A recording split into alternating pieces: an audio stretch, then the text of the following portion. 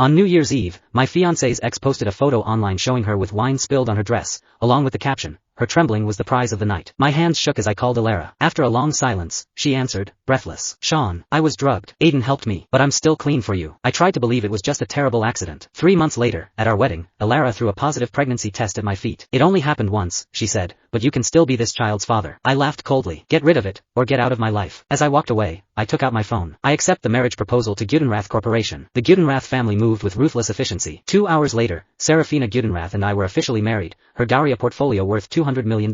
She signed the papers and immediately flew to an international conference. I stood there, holding our marriage certificate, feeling dazed. 5 years of my life, all for a betrayal so complete it felt like a dream. My phone buzzed relentlessly in my pocket. I sighed and finally answered. "Sean, aren't you always the most understanding person? I'm having a baby. Shouldn't you be happy? I swear to you, you will be the only father this child has." Ilara's voice was urgent, but there was no trace of apology in it. "Right. I understand," I replied, my voice flat. "Is there anything else?" There was a moment of silence on her end, and I could faintly hear the sound of a man's suppressed sobs in the background. She must have realized my calm was unnatural. Her tone softened. "Why don't you come home first? Aiden is emotionally unstable right now. He just keeps crying. I can't just leave him." "There's no need," I cut her off. Her voice instantly turned to ice. "Sean Croft, what is your problem? Aiden was kind enough to help me, and you publicly humiliated him. Isn't that enough for you? What more do you want?" My heart clenched, a sharp, stabbing pain. I suppressed the turmoil rising in my chest and said, word by word, "Ilara, we're over." The air seemed to freeze. Her breath hitched, and then she exploded. "Are you insane? I got pregnant, that's all. It's not like I'm refusing to marry you. Why are you being so aggressive?" I let out a self-deprecating laugh but didn't answer. Her patience ran out. "Fine, be that way," she spat. "Don't come crying back to me later." The line went dead. I didn't go home. I drove to the old Morris estate. Even though Ilara had been unfaithful, her parents had always been kind to me. It was only right to end things with them face to face. But as I pushed open the grand doors, the scene inside plunged me into an icy abyss. Ilara was sitting with her parents, Aiden's arm linked with hers. She carefully ladled soup for him, even bringing the spoon to his lips with a tenderness in her eyes I hadn't seen in years. Her mother watched them with a pleased smile. "Look at you two," she teased her husband. "About to be parents and still acting like newlyweds. A perfect, happy family of 4. I had once dreamed of a moment like that. In the past, when I would put food on her plate, she would smile sweetly and say, "Thank you, darling," only to discard anything I had touched the moment I looked away. She was the cherished only daughter of the Morris family, an untouchable flower on a high peak. She even flinched away from my kisses. And now, she was pregnant with Aiden's child, doting on him like a loving wife. Ilara caught sight of me from the corner of her eye and sneered. I knew it. Impossible to shake him off. Her father cleared his throat, trying to smooth things over. "You're here. Come, sit and eat. Ilara's pregnant. Don't upset her." I stared at them, numb. "No, thank you." Aiden spoke to the maid with an air of familiarity. "Sean, you should have called ahead. The staff didn't set an extra place for you." His hair was perfectly styled, his clothes expensive. He looked nothing like the down-on-his-luck intern from 3 months ago. Clearly, life at the Morris estate suited him. I ignored him and handed the gift I'd brought to the butler. "Stop right there.